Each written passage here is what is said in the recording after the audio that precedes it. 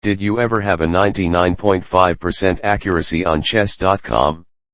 Chances are you think that's impossible and I'm insane, but I'll prove you wrong.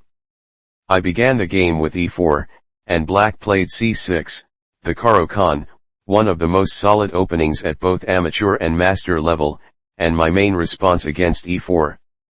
Let's show you how to wipe the floor with it.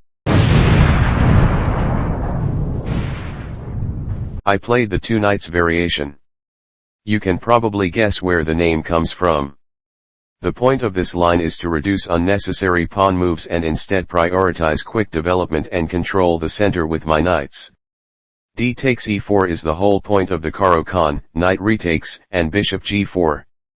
While this on its own is a perfectly fine developing move, it violates a fundamental opening principle, knights before bishops. I didn't have to worry about this since I already had my knights developed, so I just continued my development with bishop c4, aiming at the weak f7 square. In this position, black played knight f6, seemingly a normal-looking developing move. How many times have you played a game where the move knight f6 is a game-losing blunder? Chances are the answer is not a lot.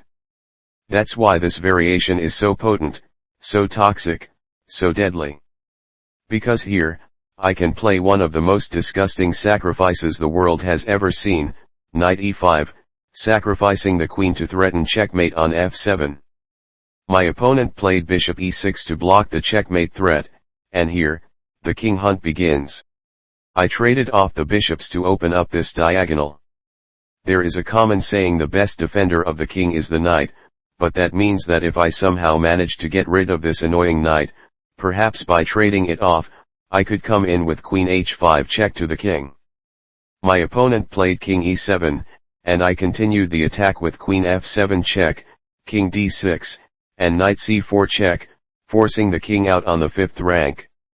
Queen h5 check sacrifices the knight, but accepting the sacrifice immediately leads to a forced checkmate in 3, so my opponent instead blocked with e5. Queen f7 check again, king c5, b4 check, king b5, a4 check, king a6, and b5 check sacrifices a pawn to open up even more lines against the king. Queen takes b7 check sacrifices the knight again, this time the best move is to accept the sacrifice. But after d3 check, the top stockfish move is to sacrifice the queen to delay the inevitable. But instead, my opponent played king d4, allowing bishop e3, forcing the king down to the 3rd rank. I hunted the king from e8 all the way down to c3. And here, His Majesty will finally succumb to his inevitable demise, as I finally finish him off with queen b3 checkmate. The game was only 21 moves long, but it shows that getting an exceptionally high accuracy score is by no means impossible. My attack seemingly came out of nothing, but every move is 100% forced. Bishop e6 is the only move that stops checkmate and saves the bishop. Black has to get rid of my bishop to avoid instant checkmate, but by the time the knights got traded off, black's position was already completely lost. And all because the move knight to f6 does not address the hidden threat that comes with knight e5. I can only assume that my opponent has never encountered this variation before. The only correct move here is e6, everything else immediately gives white an advantage, that's how strong this variation is. But can you actually learn something from this? There is a reason the opening principle knights before bishops exists. Instead of prematurely developing the bishop, black should have developed the knight first. Since my bishop is still on f1, my knight is actually under attack, so I have to defend it with queen e2. From here on, the game can go a billion different ways.